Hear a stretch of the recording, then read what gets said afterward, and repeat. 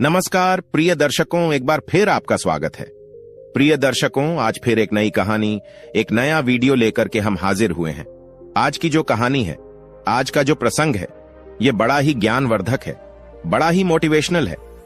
प्रिय दर्शकों, बूढ़ी चिड़िया ने बताया, चाहे भले ही आंखों देखी बात हो, लेकिन इन 4 अवसरों पर कभी अपनों पर शक मत करना, वरना मुंह छुपाने को भी जगह नहीं मिलेगी। प्रिय दर्शकों, कहानी शुरू करने से पहले अगर आप हमारे चैनल पर पहली बार आए हैं तो चैनल को सब्सक्राइब करें, बेल आइकॉन ऑन करें, अच्छे अच्छे कमेंट किया करें, ताकि हर आने वाले वीडियो का नोटिफिकेशन सबसे पहले आपको मिले और प्रिय दर्शकों आप उसका फायदा उठा सके। तो शुरू करते हैं प्रिय दर्शकों आज की यह प्यारी सी कहानी, यह प्यारा सा वीडियो। प्रिय दर्शकों, प्राचीन समय की बात है। एक लखीमपुर नामक शहर था। उस लखीमपुर नामक शहर में एक लाखा सेठ अपने परिवार के साथ रहता था। सेठ बहुत ही धनवान व्यक्ति था। उसके घर में किसी बात की कोई कमी नहीं थी। लाखों का कारोबार चलता था। सेठ के परिवार के लोग बहुत ही सदाचारी थे। परिवार में जितने भी लोग थे वो सभी धर्मात्मा प्रवृत्ति के लोग थे। उसी परिवार में एक कन्या ने जन्म लिया था। कन्या का नाम था माया। माया बड़ी ही बुद्धिमान और संस्कारी लड़की थी। जैसा उसका नाम था वैसे ही उसमें गुण भी थे। वो भगवान की भक्ति भाव में बहुत ज्यादा लगाव रखती थी और गरीब लोगों की समय समय पर मदद करती रहती थी। बड़े लोगों की सेवा को वो अपना प्रथम कर्तव्य समझती थी। प्रिय दर्शकों, धीरे धीरे समय गुजरता गया और समय के साथ माया जवान होती गई। जब उसकी उम्र विवाह योग्य हो गई तो सेठ ने एक सज्जन परिवार को देखकर माया का विवाह कर दिया। माया का ससुर बहुत ही अमीर आदमी था। अमीर होने के साथ साथ वो बड़ा कंजूस भी था। माया जब दुल्हन बनकर आई तो उसने अपनी ससुराल में किसी तरह की शिकायत का मौका नहीं दिया। अच्छे संस्कारों में पलकर बड़ी हुई थी, इसीलिए अपने पति और सास ससुर का खूब आदर करती थी। उसने अपनी सेवा भाव से सबका मन जीत लिया था। प्रिय दर्शकों, धीरे धीरे ससुराल में रहते रहते उसे कई बरस बीत गए। एक दिन की बात है, सुबह माया अपने घर के आंगन में झाड़ू लगा रही थी। तभी उसके दरवाजे पर एक नवयुवक उम्र का सन्यासी महात्मा आता है और दरवाजे के बाहर खड़े होकर अपनी कर ताले बजाने लगता है। उस नवयुवक सन्यासी ने आवाज लगाई कि माई सन्यासी द्वार खड़ा है, बाबा को भिक्षा दे दो। प्रिय दर्शकों, उस नौजवान सन्यासी की आवाज जब माया ने आंगन में सुनी तो माया फौरन द्वार पर आई और उस सन्यासी को देखकर माया कहने लगी, अरे बाबा, आखिर तुम्हें इतनी जल्दी क्यों है? थोड़ा और सब्र कर लेते। प्रिय दर्शकों, सेठ की बहू के इतना कहने पर वो सन्यासी बोला, हे देवी, मुझे डर लग रहा है। सन्यासी का जवाब सुनकर माया हंसने लगी। इधर उस सन्यासी और सेठ की बहू का वार्तालाप हो रहा था। उधर माया का ससुर उस समय घर में मौजूद था। वो सेठ उन दोनों की बातें बड़े गौर से सुन रहा था। जब उस सेठ ने अपनी बहू के मुख से ये बातें सुनी जो उसने सन्यासी से कही थी, आखिर इतनी जल्दी क्या थी, तो यह सुनकर ही माया के ससुर के कान खड़े हो गए। क्योंकि प्रिय दर्शकों, वो माया नई नवेली बहू थी और इधर वो सन्यासी भी नौजवान ही था। अपनी बहू और सन्यासी की बातें सुनकर वो सेठ स्तब्ध रह गया। सोचने लगा, ये मैं क्या सुन रहा हूं। प्रिय दर्शकों, उसे अपनी बहू पर संदेह होने लगा था। माया का ससुर मन में सोचने लगा कि ऐसा लगता है कि मेरी बहू का सन्यासी महात्माओं के साथ में कोई चक्कर चल रहा है। मेरी बहू की मंशा कुछ ठीक मालूम नहीं पड़ती है। प्रिय दर्शकों, सेठ के तो पेट में पानी सा हो गया था। सेठ सोचने लगा, अरे राम राम, ये मैं क्या देख रहा हूं। सन्यासी कह रहा था कि मुझे डर लग रहा है, इसीलिए इसे किस बात का डर लग रहा था। अब तो वह और ध्यान से उनकी बातें सुनने लगा। सेठ की बहू उस नौजवान सन्यासी से हंस हंस कर बातें कर रही थी। हो ना हो, इस सन्यासी महात्मा का मेरी बहू के साथ में कोई ना कोई संबंध जरूर है। अब मैं सुनता हूं कि ये आगे और क्या बात करेंगे। अब वह सेठ अपनी चारपाई से उठकर खिड़की के पास आकर खड़ा हो गया और चुपचाप खड़े होकर उस सन्यासी महात्मा और अपनी बहू की बातों को सुनने लगा। सेठ खिड़की से कान लगाकर बड़े ध्यान से सुन रहा था। प्रिय दर्शकों, फिर वह सन्यासी महात्मा माया से पूछने लगा कि हे देवी, तुम्हारी उम्र कितनी है? उस नौजवान सन्यासी की बात का उत्तर देते हुए माया कहने लगी, हे सन्यासी महात्मा, अभी मेरी उम्र ही क्या है, अभी तो मैं 10 वर्ष की ही हुई हूं। प्रिय दर्शकों, इधर माया का ससुर अपने कमरे में खड़ा हुआ उन दोनों की बातों को ध्यान से सुन रहा था। जब उसने सुना कि मेरे बेटे की बहू क्या कह रही है कि मेरी अभी उम्र ही क्या है, अभी तो मैं सिर्फ 10 वर्ष की हुई हूं। इन शब्दों को सुनने के बाद माया के ससुर के दिमाग में झटका सा लगा कि आखिर मेरी बहू ये क्या कह रही है, उस सन्यासी महात्मा से कितना बड़ा झूठ बोल रही है, इसे अपनी उम्र इतनी कम बताने की क्या जरूरत है। उधर महात्मा ने उस बात को दोहराया कि अच्छा देवी, तो अभी तुम्हारी उम्र सिर्फ 10 वर्ष हुई है। माया हंसकर कहने लगी, जी महाराज, अभी मेरी आयु मात्र 10 वर्ष की ही है। उसके बाद सन्यासी फिर पूछने लगा, हे देवी, तुम्हारी सासू मां तो होगी घर पर? माया ने जवाब दिया, हां। महात्मा ने पूछा, तो उनकी उम्र क्या है, अर्थात तुम्हारी सासू मां की कितनी उम्र है? सन्यासी महात्मा के पूछने पर माया कहने लगी, हे महात्मा, मेरी सास की उम्र अभी मात्र 8 वर्ष की हुई है। प्रिय दर्शकों, जब सेठ ने सुना कि मेरी बहू मेरी पत्नी की उम्र 8 वर्ष बता रही है तो सेठ का दिमाग चकरा गया। सेठ सोचने लगा कि मेरी पुत्र वधू कहीं पागल तो नहीं हो गई है, अपनी उम्र 10 वर्ष की बता रही है और मेरी पत्नी की उम्र 8 वर्ष बता रही है। आखिर मेरी बहू कैसी बातें कर रही है, देखता हूं कि आगे इनमें और क्या बातें होती हैं। यह तो पक्का हो ही गया कि मेरी बहू मेरे बेटे की आंखों में धूल झोंक रही है। ये तो इस सन्यासी से प्रेम कर बैठी है, नहीं तो अपनी उम्र इतनी कम बताने का क्या मतलब था। फिर सोचने लगा कि इतनी जल्दी बोलना ठीक नहीं रहेगा, पहले मैं उनकी पूरी बातें सुनता हूं, आखिर ये दोनों आगे क्या क्या बात करेंगे। जब सन्यासी यहां से चला जाएगा तब मैं अपनी बहू से पूछूंगा और इसकी शिकायत मैं अपने बेटे से करूंगा। प्रिय दर्शकों, वो सेठ अपनी बहू और उस महात्मा की बातचीत को फिर से बड़े ध्यान से सुनने लगा। इधर सन्यासी महात्मा ने माया से फिर एक सवाल किया कि देवी, आखिर तुम्हारे पति की उम्र कितनी है? माया ने फिर बेबाकी से उत्तर दिया, अरे महात्मा जी, पति की क्या बताऊं, उनकी तो उम्र अभी 4.5 साल की ही हुई है। प्रिय दर्शकों, बहू के जवाब से सेठ की और अधिक व्याकुलता बढ़ गई। खिड़की के पास में खड़ा खड़ा ससुर सोच रहा था कि यह बहू बिल्कुल ही पागल हो गई है, क्या अनाप शनाप बकती जा रही है। स्वयं को 10 साल की बता रही है, अपनी सास को 8 साल की बता रही है और अपने पति को 4.5 साल का बता दिया। अरे राम राम, अब तो हद ही हो गई। अब इस हिसाब से फिर मेरी उम्र कितनी बताएगी? चलो देखते हैं आगे क्या बात होती है। पहले मैं उनकी पूरी बात सुन लेता हूं कि यह मेरे बारे में क्या बोलेगी। प्रिय दर्शकों, उस सन्यासी महात्मा जी ने फिर से उस बहू से कहा, अच्छा, आपने अपनी आयु और अपनी सास की आयु और अपने पति की आयु तो मुझे बता दी, अब तुम ये बताओ कि तुम्हारे ससुर की उम्र कितनी है। प्रिय दर्शकों, अब सन्यासी महात्मा के पूछने पर माया कहने लगी, हे सन्यासी महाराज, मैं अपने ससुर की उम्र क्या बताऊं, मेरे ससुर का तो अभी जन्म ही नहीं हुआ है। प्रिय दर्शकों, बहू के इस जवाब ने सेठ को आपे से बाहर कर दिया। वो पागल सा हो गया, उसका दिमाग चकराने लगा। अब उसे कुछ समझ नहीं आ रहा था कि आखिर यह क्या चल रहा है। मेरे बेटे के साथ में इसका विवाह हुआ है और यह कह रही है कि मेरे ससुर का तो जन्म ही नहीं हुआ है। आखिर मेरी बहू मेरे बारे में यह सब क्या बोल रही है? अब तो मुझे ऐसा लग रहा है या तो मैं पागल हो गया हूं या मेरी बहू पागल है। प्रिय दर्शकों, अब तो सेठ की बहू उस सन्यासी महात्मा को भिक्षा देने के बाद में अपने घर में चली आई। इधर मन ही मन सेठ जलता हुआ अपने कमरे से बाहर निकल गया। फिर उसके मन में आया कि मैं जाकर अपनी बहू से ये सब बातें पूछूं कि वह उस नौजवान साधु से हंस हंस कर क्या उल्टी सीधी बातें बक रही थी। फिर उसने सोचा कि नहीं, मेरी बहू तो चरित्रहीन है, मैं उससे अब क्या पूछूं। मैंने तो खुद अपने कानों से सब सुन लिया है और आंखों से देख भी लिया है। जरूर इस साधु महात्मा के साथ में कोई अवैध रिश्ता है।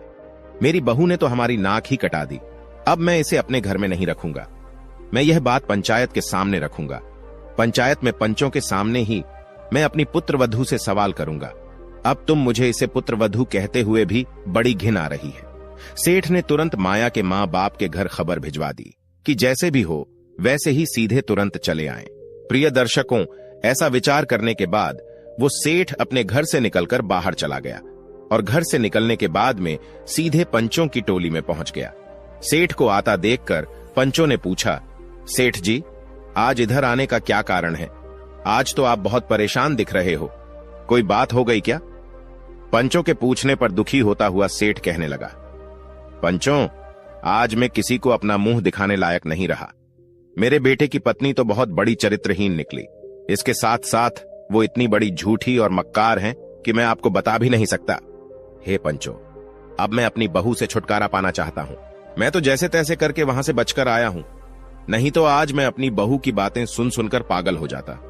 तब पंचों ने पूछा, आखिर ऐसी क्या बात हो गई जो आप पागल हो जाते? तब सेठ कहता है कि पंचों के मुखिया, पहले आप लोग मेरे साथ मेरे घर चलिए, मैं वहीं पंचायत के सामने अपनी बात बताऊंगा।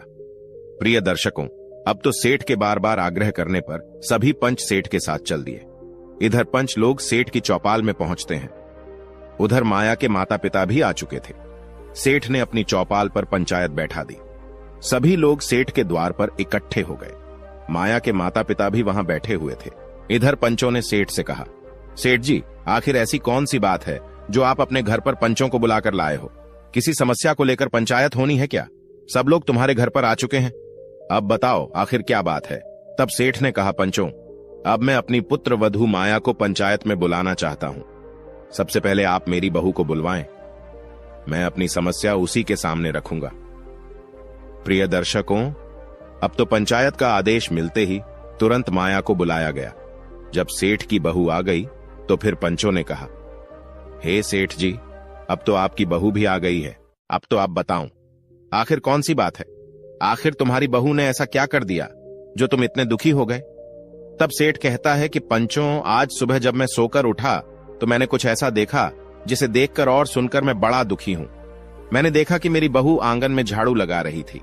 तभी दरवाजे पर एक नौजवान साधु आता है और दरवाजे के बाहर खड़ा होकर भिक्षा मांगने लगता है। जैसे ही उस सन्यासी महात्मा की आवाज मेरी बहू के कानों में पहुंची तो वह उसी समय भिक्षा लेकर द्वार पर गई। इतना कहकर सेठ चुप हो जाता है। तब पंचों ने कहा, सेठ जी, इसमें कौन सी दुखी होने की बात है? यह तो अच्छी बात है, हर नारी को यही करना चाहिए। बस इसी बात के लिए तुमने अपने घर पर पंचायत बुलाई है। द्वार आए किसी साधु संत या भूखे भिखारी को भिक्षा डालना नारी का धर्म है, इसमें इतना परेशान होने वाली बात क्या है? तब सेठ कहता है, आप सभी लोग जरा सब्र कीजिए, मैं आपको पूरी कहानी सुनाता हूं। मेरी बहू की करतूत सुनकर तुम भी पागल हो जाओगे। मेरी चिंता बहुत बड़ी है।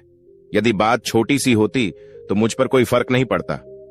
छोटी मोटी बात होती तो मैं तुम्हें अपने दरवाजे पर बुलाकर परेशान नहीं करता।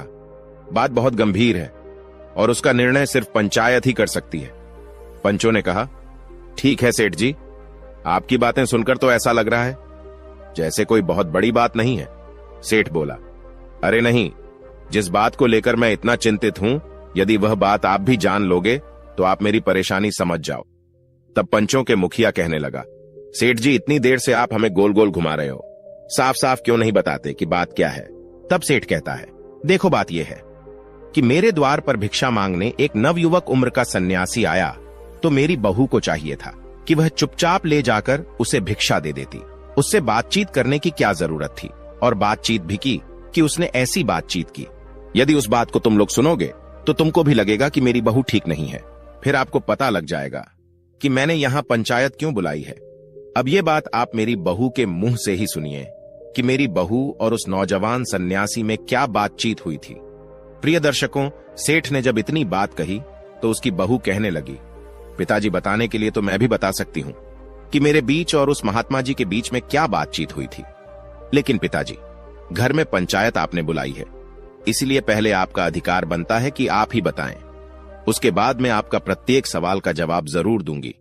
प्रिय दर्शकों, बहू की बात सुनने के बाद पांचों को भी लगा कि बहू ठीक कह रही है। तब पंचों ने कहा, सेठ जी, आप बात को इधर उधर मत घुमाइए, अपनी समस्या को आप ही बता दीजिए। आपको बहू से क्या परेशानी है? उसने ऐसा क्या कर दिया जो आपको इतनी बेचैनी हो रही है? क्या उसने कोई ऐसा कदम उठा लिया है जो समाज और मर्यादा के विरुद्ध है? यदि उसने ऐसा किया है तो उसे पंचायत की ओर से इस बात का दंड दिया जाएगा। आप निश्चिंत रहिए, पहले आप पंचायत को पूरी बात बताएं। तब सेठ बोला, अरे भाई, बात कुछ ऐसी है जिसे बताने में मुझे बहुत लज्जा आ रही है। आपको तो पता है मैं इस गांव का बहुत ही इज्जतदार सेठ हूं, लेकिन मुझे तो ऐसा लगता है मेरी बहू ने मेरी सारी इज्जत मिट्टी में मिला दी है। मेरी सारी इज्जत मेरी बहू ने उस सन्यासी महात्मा से बात करते ही धूल में मिला दी। कुछ ऐसी बातें हैं जो न तो कहने में आ रही हैं और न आपको सुनकर अच्छी लगेंगी। इसलिए आप बहू से ही पूछ लीजिए। तब 5 लोग बोले, बहू अब तू ही बता दे कि आखिर सन्यासी और तेरे बीच में क्या बात हुई थी। तब माया कहती है, ठीक है पिताजी, यदि आपको बताने में शर्म आ रही है तो मैं ही बता देती हूं कि मेरे और महात्मा के बीच क्या बात हुई थी। लेकिन पिताजी, शुरुआत आपको करनी पड़ेगी। पहली बात आप कहेंगे, फिर मैं उसका उत्तर दूंगी। यदि मैं गलत हूं तो पंचायत मुझे जो सजा सुनाएगी मुझे मंजूर है। तब सेठ कहता है, सब लोग ध्यान से सुनो। मेरे द्वार पर एक सन्यासी महात्मा भिक्षा मांगने आया। तो सेठ अपनी बहू से बोला कि बहू, जब वह महात्मा आया तो तुमने उससे क्या कहा था कि सन्यासी जी अभी इतनी जल्दी किस बात की है। सेठ अपनी बहू से बोला, बताओ तुमने यह बात उस सन्यासी से कही थी या नहीं। समस्त पंचायत के सामने मैं तुमसे यह जानना चाहता हूं कि तुमने उस महात्मा से ऐसा क्यों कहा। ससुर की बात सुनते ही बहू कहने लगी, हां पिताजी, मैंने यह बात उस महात्मा से कही थी। सेठ बोला, फिर तुम्हारे पूछने पर उस सन्यासी ने क्या उत्तर दिया था। तो बहू ने बताया कि हे ससुर जी, उस सन्यासी महात्मा जी ने कहा था कि मुझे डर लग रहा था। तब सेठ ने कहा, हे बहू, अब तुम पूरी पंचायत के सामने यह बताओ कि आखिर उस बात का क्या मतलब था। ऐसी बात सुनकर भला किसका दिमाग नहीं घूमेगा। मैं तो तभी समझ गया था कि तुम्हारा चरित्र ठीक नहीं है, इसलिए मैं तुम्हें अब अपने घर में नहीं रखूंगा। तब बहू जवाब देती है, ससुर जी, अगर मेरी बात गलत निकली तो मैं सबके सामने कहती हूं कि मैं तुम्हारे घर को छोड़कर चली जाऊंगी। पहले मेरी बात पूरी सुन लो। तब बहू कहती है, पिताजी, मैंने उस नौजवान सन्यासी से इसलिए यह बात कही थी कि उसने छोटी सी उम्र में ही सन्यास धारण कर लिया। जो उम्र खेलने कूदने, हंसने खेलने की होती है, उस उम्र में उसने वैराग्य धारण करके सन्यासी बन गया। वही बात मैंने उससे पूछी थी कि तुम्हारी तो अभी बहुत उम्र पड़ी है। लोग जब बूढ़े हो जाते हैं तब भगवान का भजन करते हैं, लेकिन तुम तो अभी से भगवा धारण करके घूम रहे हो। तो मैंने उससे कहा था कि अभी इतनी जल्दी क्या थी जो तुम महात्मा बन गए, उम्र तो बहुत लंबी है। तब सन्यासी ने मेरी बात का जवाब यह कहकर दिया था कि मुझे डर लग रहा था। इसीलिए सन्यासी के बातों का मतलब था कि मौत का कोई भरोसा नहीं कब आ जाए। लोग बुढ़ापे में भजन करने लगते हैं, लेकिन यहां तो एक पल का पता नहीं है कि मौत कब आकर दबा ले। मरने से पहले मनुष्य को अपने कल्याण के लिए जितना कर ले वही उसके साथ जाता है। एक प्रकार से देखा जाए तो बुढ़ापे की कोई अवस्था नहीं होती, सबको बूढ़ा ही समझना चाहिए। बुढ़ापा तो मौत से पहले की अवस्था होती है, लेकिन एक छोटे से बच्चे को भी नहीं पता है कि मौत कब आएगी। इसका मतलब है कि छोटे से बच्चे को भी आप बच्चा ना समझे, उसे बूढ़ा समझना चाहिए। मौत जब आती है तो वह बूढ़ा, जवान और बालक किसी को नहीं देखती। जिसकी मौत आती है वह उसे उठा ले जाती है, चाहे कोई बालक हो या जवान हो। इसलिए भगवान का भजन बचपन से ही शुरू कर देना चाहिए। बुढ़ापा किसने देखा है, क्या पता बुढ़ापे तक हम पहुंच पाएं या न पहुंच पाएं। यही बात सन्यासी ने कही थी कि मैं मौत से डर गया था, इसलिए इतनी कम उम्र में सन्यास धारण कर लिया।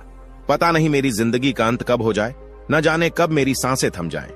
मैंने अपनी जवानी में बहुत सारे लोगों को मरते हुए देखा है, इसलिए मैंने डर की वजह से जवानी में ही सन्यास धारण कर लिया। इसलिए उस सन्यासी महात्मा ने मेरे पूछने पर यह बताया कि मुझे बहुत भारी डर लग रहा था। अब बताइए ससुर जी, मैंने और सन्यासी ने क्या गलत कहा था। प्रिय दर्शकों, बहू की बात सुनकर पूरी पंचायत के लोग बहू की बुद्धि की प्रशंसा करने लगे। इधर सेठ के भी समझ में आ चुका था कि मेरी बहू की बातों का मतलब बहुत ही साफ सुथरा था। मैं तो उसे व्यर्थ ही गलत समझ बैठा। तब माया कहती है, ससुर जी, अभी मेरी बात पूरी नहीं हुई है, मैं आगे की बातों का मतलब भी आपको बताती हूं, ध्यान से सुनो। तब बहू ने जवाब दिया, हे पिताजी, उसके बाद उस सन्यासी महात्मा ने मुझे मेरी उम्र पूछी तो मैंने उस सन्यासी महात्मा को अपनी आयु 10 वर्ष बताई। बहू बोली, पिताजी, क्या यही कहा था? इस पर सेठ ने तुरंत जवाब दिया, हां, तुमने यही कहा था। अपनी आयु सन्यासी महात्मा को 10 वर्ष बताई थी, जबकि तुम तो 30 वर्ष की हो चुकी हो। सन्यासी महात्मा से यह झूठ क्यों बोला? तुम्हारा झूठ बोलने के पीछे मुझे तुम्हारी नीयत साफ नहीं लगी। तब वह कहने लगी, ससुर जी, थोड़ा सब्र करिए, मैं वह भी बताती हूं कि मैंने उससे ऐसा क्यों कहा था। अपनी उम्र उसे 10 वर्ष की क्यों बताई थी? अपनी उम्र 10 वर्ष की बताने का कारण यह था, पिताजी, वैसे तो मैं 30 वर्ष की हो चुकी हूं, लेकिन मैं इस आयु को आयु नहीं मानती। मैं तो सिर्फ अपनी आयु 10 वर्ष की मानती हूं, क्योंकि अब से 10 साल पहले एक संत से मैंने गुरु दीक्षा ली थी। 10 वर्ष पहले मुझे भगवान की भक्ति का ज्ञान हुआ। उनकी कथा कीर्तन में मेरा मन लगा। जब से मैं भगवान से जुड़ गई हूं, उन्हें पहचान गई हूं। जितना समय मेरा भगवान की भक्ति में बीता है, उतनी ही उम्र मेरी सार्थक हुई है। बाकी जीवन तो मेरा व्यर्थ चला गया। संसार में मनुष्य चाहे जितना जी लें, लेकिन उतनी ही आयु उसकी सफल माननी चाहिए जितने समय उसने भगवान का भजन किया है।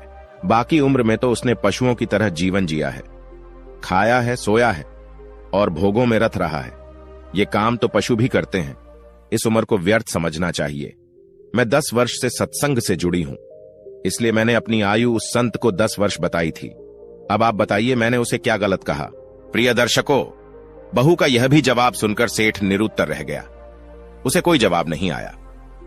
पंचायत के लोग माया का जवाब सुनकर वाह वाह करने लगे। धन्य हो पुत्री, वाकई में तुम बहुत समझदार हो।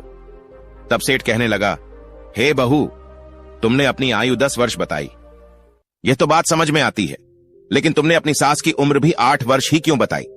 अपने पति की उम्र 4.5 वर्ष क्यों बताई, जबकि तुम्हारी सास की उम्र 60 साल से ऊपर की हो चुकी है? इसका मतलब हमें जरूर समझाओ।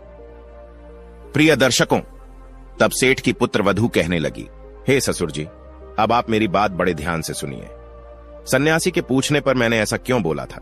हे ससुर जी, जब मैं अपने मायके से ससुराल आई थी, उस समय आपके घर में न तो पूजा पाठ होती थी, न कोई कथा सत्संग होता था।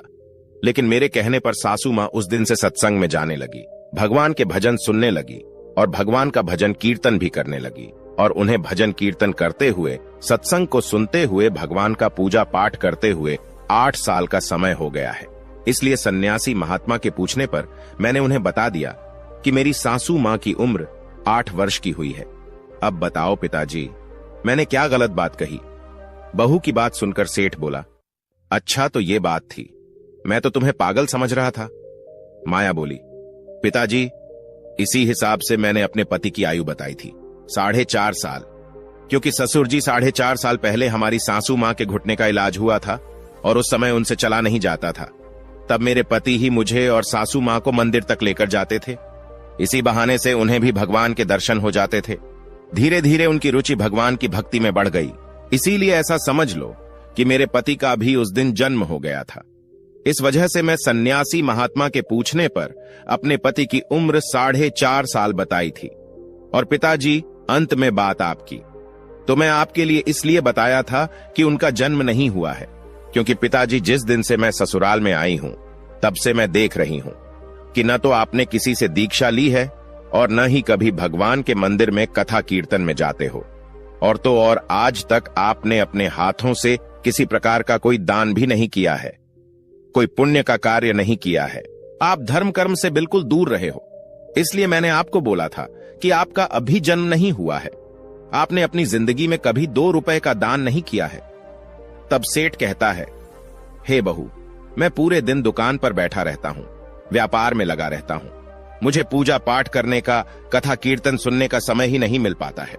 मैं तो तुम लोगों के भविष्य के बारे में चिंता करता रहता हूं और तुम लोगों के लिए धन इकट्ठा करता हूं। बहू ने जवाब दिया, पिताजी, आपने अपनी जिंदगी में 2 रुपए का भी कभी दान नहीं किया है। यदि गांव में कोई धार्मिक कार्य होता है, कोई भगवान की चर्चा होती है या भागवत कथा होती है, आप कभी भी उसमें नहीं गए। घर बैठकर भी कभी ईश्वर का ध्यान नहीं किया। आपने अपने जीवन में कभी कोई तीर्थ यात्रा नहीं की है। जब आपने अपने जीवन में धर्म कर्म कभी कुछ किया ही नहीं, तो मेरी दृष्टि से आप ऐसा समझो कि आप पैदा ही नहीं हुए हैं। इसीलिए वह सन्यासी महात्मा जी ने आपकी उम्र पूछी, तो मैंने सन्यासी महात्मा को बता दिया कि अभी तक मेरे ससुर जी का जन्म ही नहीं हुआ है। प्रिय दर्शकों, अपनी पुत्र वधू के मुख से इन बातों को सुनकर वो सेठ बड़ा शर्मिंदा होता है। उसने पूरी पंचायत के सामने अपने दोनों कान पकड़कर अपनी बहू से क्षमा मांगी और अपनी बहू से कहता है, बेटी, मैंने तुम्हारे बारे में बहुत गलत सोचा था, मुझे क्षमा कर दो। तुम्हारी बातें सुनकर तो ऐसा लग रहा है कि मुझे तुम पर गर्व होना चाहिए कि तुम वास्तव में बड़ी बुद्धिमान हो।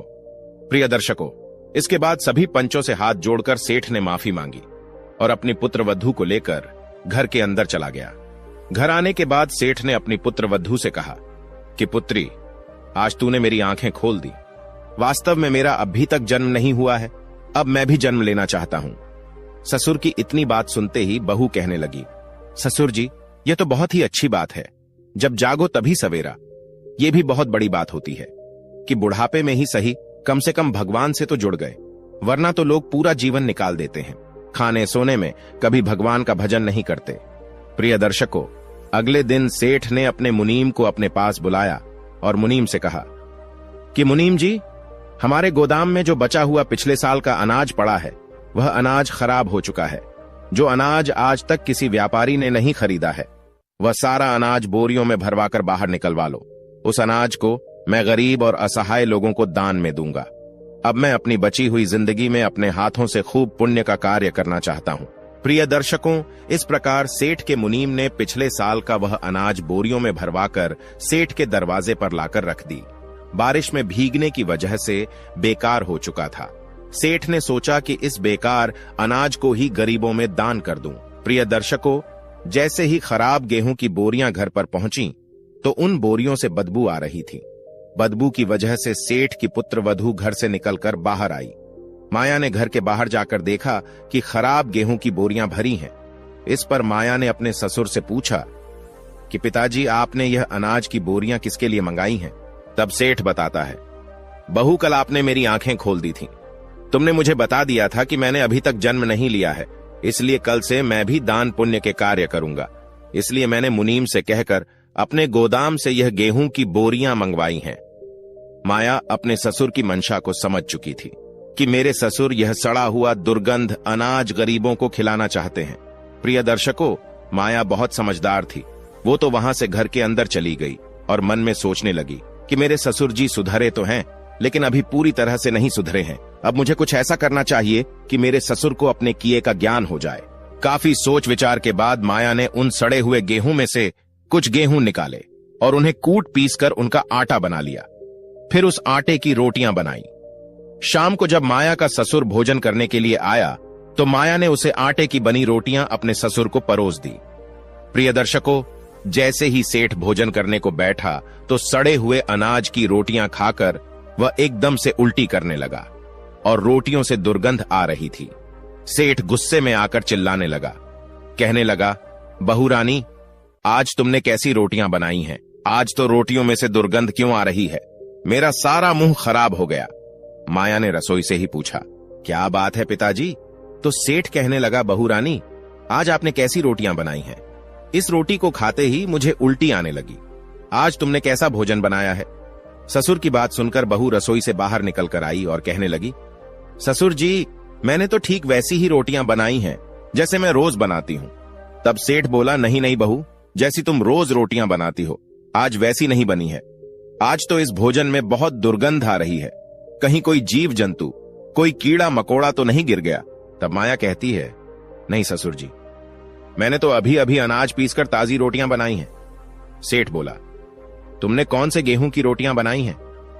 माया ने जवाब दिया, पिताजी, जो गेहूं आपने गोदाम से लाकर घर के बाहर रखे हैं, उन्हीं बोरियों में से मैंने कुछ गेहूं निकालकर आटा बना लिया। इस आटे की ये रोटियां बनाई हैं। प्रिय दर्शकों, सेठ को जैसे ही यह पता चला कि सड़े हुए गेहूं से रोटियां बनाई हैं, तो वह अपनी बहू पर चिल्लाने लगा कि बहू, तुमने उस सड़े हुए अनाज की रोटियां क्यों बनाई? मैंने तो वह अनाज गरीबों में दान करने के लिए लाया हूं। अपने खाने के लिए तो मैंने साफ सुथरा अनाज चौपाल में लगा रखा है। अपने ससुर की बात सुनकर बहू कहने लगी, पिताजी, मुझे पता था कि वह अनाज सड़ा हुआ है, इसीलिए तो मैंने सोचा कि मैं अभी से ऐसा खाना खाने की आपकी आदत बना दूं। तो ससुर ने पूछा, बहू, कैसी बात करती हो? कैसी आदत? किस आदत की बात कर रही हो? तब माया कहने लगी, ससुर जी, मैंने सुना है और हमारे वेद शास्त्र भी कहते हैं कि जैसा हम इस जन्म में किसी के लिए देते हैं, ठीक वैसा ही हमें अगले जन्म में मिलता है। इसीलिए ससुर जी, आज मैंने सोचा, इस जन्म में यदि आप गरीबों के लिए सड़ा गला हुआ अनाज का दान करेंगे तो अगले जन्म में हमारे लिए भी सड़ा गला हुआ ही खाने को मिलेगा। इसीलिए मैंने उस सड़े हुए गेहूं के आटे की रोटियां बनाई। हम अभी सीख जाएंगे, तभी तो हमारी सड़े हुए अनाज की रोटियां खाने की आदत बन पाएगी, क्योंकि हमें अगले जन्म में ऐसे ही अनाज की रोटियां खाने को मिलेगी। यदि हम किसी को सड़ा गला खिलाएंगे तो हमें भी अच्छा खाने का अधिकार नहीं है। परमात्मा हमेशा हमें वही लौटाता है जो हमने दिया है। तब सेठ बोला, पुत्री, आज मुझे तेरी इन बातों का मतलब ठीक तरह समझ में आ चुका है। सेठ ने फौरन अपने मुनीम को बुलाया और कहने लगा कि इन गेहूं की बोरियों को ले जाकर किसी शहर के बाहर कूड़े के ढेर पर फेंक दो, और जो हमारे गोदाम में अच्छे वाले अनाज की बोरियां लगी हैं उन्हें ले आओ। सेठ की बात सुनकर मुनीम भी बड़ा हैरान था। कहने लगा, मालिक ऐसा क्या हो गया? आपने तो ये अनाज गरीबों में बांटने के लिए मंगवाया था, क्या आपने अपने विचार बदल दिए हैं? तब सेठ ने समझाया, मुनीम जी, मेरे विचार नहीं बदले हैं, बल्कि आज मुझे पता चल गया है, जैसा हम दूसरों को खिलाते हैं वैसा ही हमें अगले जन्म में खाने को मिलता है। प्रिय दर्शकों, सेठ ने वह सड़ा हुआ अनाज कचरे में फेंकवा दिया और उसकी जगह पर अच्छे गेहूं की बोरियां घर पर मंगा दी। प्रिय दर्शकों, अगले दिन सेठ ने उस अनाज को 20 से 25 किलो अनाज दान करने की पूरी नगर में घोषणा करवा दी। अब तो नगर के सभी भूखे गरीब लोग सेठ के घर के बाहर आकर जमा हो गए। सेठ समाज के गरीबों में दान करने लगा। प्रिय दर्शकों, इधर तो सेठ गरीब लोगों ने गेहूं की बोरियां दान कर रहा था, उधर माया ने अपनी सास से कहा, मां जी, आप जाकर आस पड़ोस की स्त्रियों को बुलाकर ले आओ। तो सास ने पूछा, बहू, आखिर आस पड़ोस की स्त्रियों को बुलाकर तुम क्या करोगी? तब माया समझाने लगी कि माता जी, पहले आप उन्हें बुलाकर लाओ, तब मैं आपको बता दूंगी कि महिलाओं को क्यों बुलाना है। प्रिय दर्शकों, बहू की बात मानकर सास पड़ोस की महिलाओं को बुलाने चली गई। इधर माया ढोलक लेकर अपने घर के आंगन में बैठ गई। इधर माया के साथ साथ पड़ोस की सभी महिलाएं भी आ गईं। तब सभी ने पूछा कि बहू रानी, आखिर क्या बात है? तब माया कहने लगी कि आप सभी के साथ मिलकर बधाइयां गानी हैं, क्योंकि आज मेरे ससुर का जन्म हुआ है। प्रिय दर्शकों, इधर घर के बाहर सेठ दान पुण्य करने में लगा था और इधर घर के अंदर स्त्रियां ससुर के पैदा होने के गीत गा रही थीं, क्योंकि आज माया का ससुर भगवान के बताए मार्ग पर चलने लगा था। प्रिय दर्शकों, मनुष्य का जन्म तभी सफल माना जाता है जब वह भगवान को पहचान जाता है, भगवान के बताए मार्ग पर चलने लगता है। कहते हैं, बिना धर्म कर्म के मनुष्य पशु के समान होता है, धर्म बिन इंसान पशु समान है। प्रिय दर्शकों, हमारी आज की कहानी यहां समाप्त होती है। हम उम्मीद करते हैं कि आपको हमारी आज की यह कहानी, आज का यह वीडियो पसंद आया होगा और आप इससे ढेर सारी प्रेरणा लेंगे। मिलते हैं अगली ज्ञान चर्चा के साथ अगले वीडियो में। तब तक के लिए नमस्कार, धन्यवाद।